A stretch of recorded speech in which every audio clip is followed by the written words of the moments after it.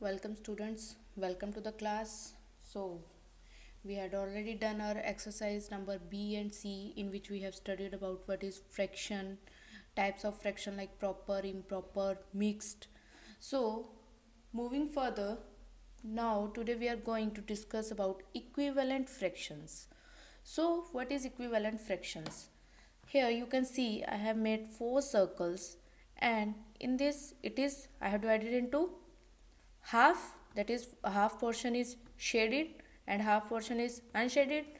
In this you can see I have divided into 4 parts and I have written 2 by 4, but if we see this and this portion, half of the portion is shaded, just like in this circle. In this also, but I have written 3 by 6, like 3 parts are shaded out of total 6, and here you can see 4 parts are shaded out of whole 8 parts. So equivalent fractions are the fractions representing the same part of a whole are called equivalent fractions, like 1 by 2, 2 by 4, 3 by 6 and 4 by 8. We can say that 1 by 2 is equal to 2 by 4 is equal to 3 by 6 is equal to 4 by 8. That is, all are equal, and these type of fractions are called equivalent fraction.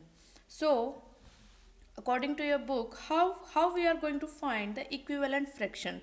First of all, see, if you want to find the equivalent fraction for 3 by 4, I have taken one example, that is 3 by 4. If we want to find the equivalent fractions of this number, what the rule says? The rule says to get the equivalent fraction, we multiply or divide the numerator and denominator by the same non-zero number. That is, we will multiply numerator as well as denominator by the same number. See over here, 3 by 4, when we multiply by the 2, as if we multiply by 1, we will get the same number. So moving further, 3 by 4, if we multiply the numerator as well as denominator by 2, we get 6 by 8. And if the same number is multiplied by 3, that is numerator and the denominator of the number is multiplied by 3, we will get 9 by 12. And again we will multiply by the 4, 3 into 4, 4 into 4, that is 12 by 16. So in this, 3 by 4 is equal to 6 by 8 is equal to 9 by 12 and 12 by 16, you can say. So all these fractions are equivalent. So according to the rule, what we do, the given number, what we do, we multiply or divide the numerator and the denominator of the given number by the same non-zero number. That is, we will multiply the numerator and denominator by the same number. Now I have taken another example here. Let's see, if we want to write the 4 fraction equivalent of this number, 4 fraction equivalents of this number, how we are going to do? According to the rule, what we are going to do, we will multiply with the same number by numerator and denominator, and we will get 16 by 22, right? Next number, we will multiply 8 by 11 into 3, that is 24 by 33. Again we will multiply, sorry, over here we will write 11, it's 11 over here, 11 into 4, that is 32 divided by 44. So 8 by 11 is equal to 16 by 24, 22, 24 by 33 and 32 by 44. These all fractions are equivalent fraction. So we have to find the 4 fractions equivalent to 8 by 11. So these are the 4 fractions equivalent to the 8 by 11, that is 8 by 11, 16 by 22, 24 by 33, 32 by 44. Okay, so moving further, now if we want to test that whether the given fraction is equivalent or not, how we are going to do? First of all, suppose we are given this number, that is 5 by 8 and 20 by 32. So we have to find that whether this number is equivalent or not. What we do is, by cross multiplication, we will test the given fraction by cross multiplication. In cross multiplication, what we do is, we multiply the numerator. I'll change the pen.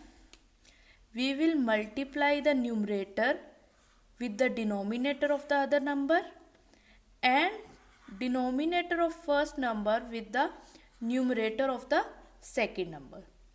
So on multiplication, when we multiply this numerator, that is 5, with the denominator of other number, that is 32, what we get? 5 into 32, that is 160. And if we multiply denominator with the numerator of other number, what we get is 8 into 20, that is 60. And if we compare the multiplication, what we see is both are equal.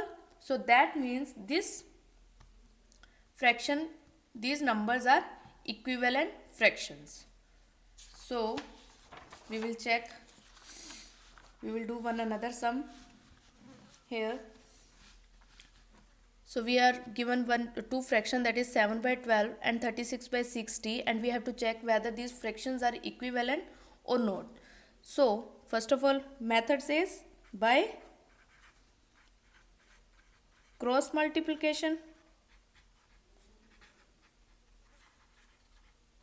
and according to what we do in the cross multiplication, we multiply the numerator with the denominator of other number and denominator with the numerator of other number. And on multiplication, what we get is 7 into 60 and 12 into 36. 7 into 60, that is 420. 12 into 36, that is 432. And if we compare these numbers are not equal. So that means these fraction, that is 7 by 12 and 36 by 60, are not equivalent. Okay. So we also compare these numbers. I have taken these numbers 5 by 8 and 20 by 24. If we follow the same method, like we cross multiply, we will cross multiply these numbers, that is 5 into 24, 8 into 20, and 1 on multiplication, what we get is 120 and 8 into 20, that is 160. And as we know that 120 is less than 160, and 160 has numerator of 20 by 24. So 20 by 24 is greater. Okay. We will do this again later on. Next, when we compare the numbers, here I have explained a little bit that we have to check which number is greater on multiplication, and this number has numerator of this, that is on multiply with this numerator, this is greater. So 20 by 24 is greater. Okay, I think you got the point. Now there are also some questions in your books. Write a fraction equivalent to 3 by 4 with numerator 15. That is, we have to write a full fraction of full fraction of this form, where we have not given the denominator but the numerator is given. What we will do in this kind of? So first of all, see, but if the number is increasing, we can multiply, and if the number is decreasing, that is, if you can see here is 3 and next number is 15, this is increasing as 15 is greater than 3, so we will multiply over here. But if the number is decreasing, the given number that is over here, I'll explain with the other example.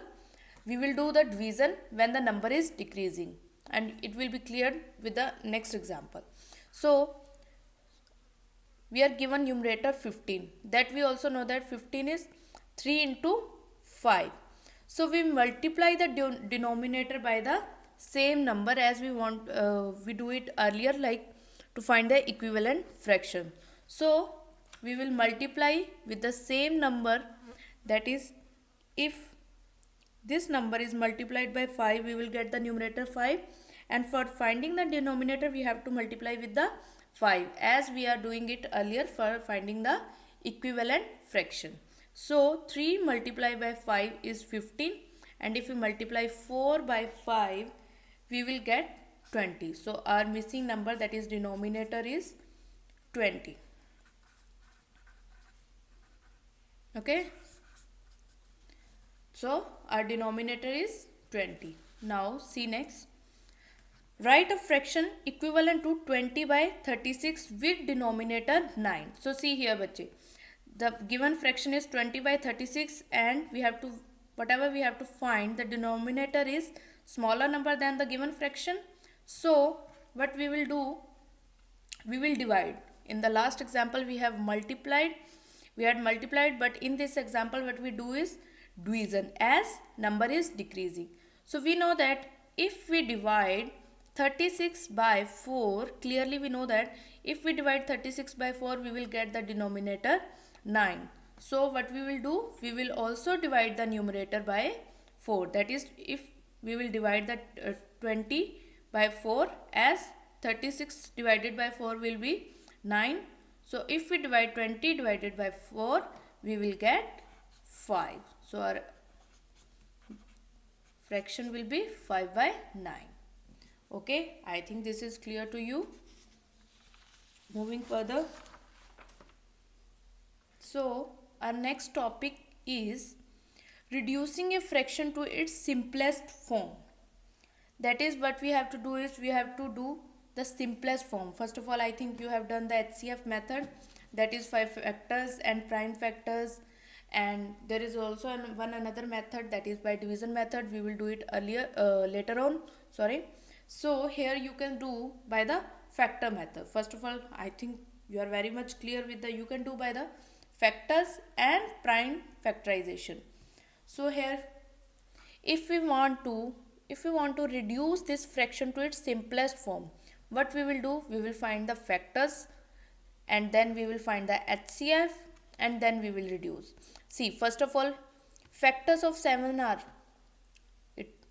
1 and 7, that is, it will only be divisible by 1 and 7 only. No other number can be divided, is divisible by 7, so can be divided to the 7. Factors of 10 are 1, 2, 5, 10. So the common factor of 7 and 10, if we see over here factors are 1 and 7, here factors are 1, 2, 5 and 10. If we compare find the common factors, only 1 is the common factor. So the HCF of 7 and 10 is 1. Hence 7 by 10 is in the simplest form, where there is no need to convert or divide with any number, because this is already HCF is 1, and the method says whatever the HCF came, we have to, in simplify, we have to divide that with the HCF. That according to that we will reduce into simplest form, and we will discuss it in the next few minutes.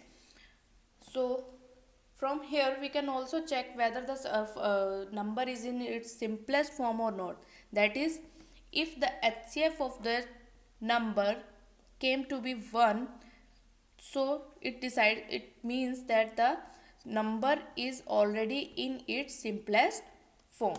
Okay, we will do next example so that it will be clear how we can reduce it to the simplest form. So here you can see I have taken there are many methods you can do. First one is cutting method, that is one of the simplest method. What we do is we will do the cutting.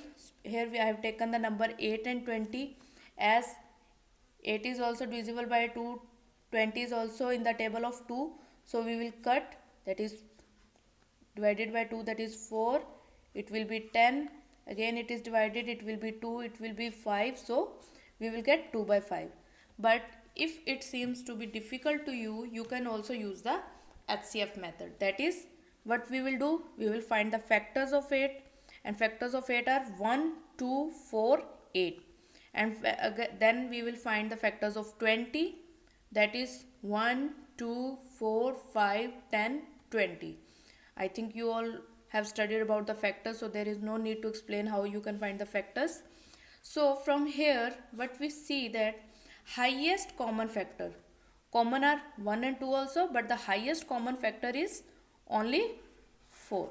So we will take the highest common factor, that is 4, and according to the rule what we will do is, we will divide the numbers numerator and denominator by the HCF, and on dividing, that is on dividing 8 by 4, 8 with 4 and 20 by 4, we will get the 2 by 5.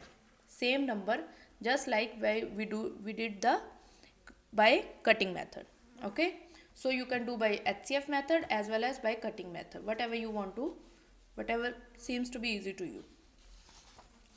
Okay.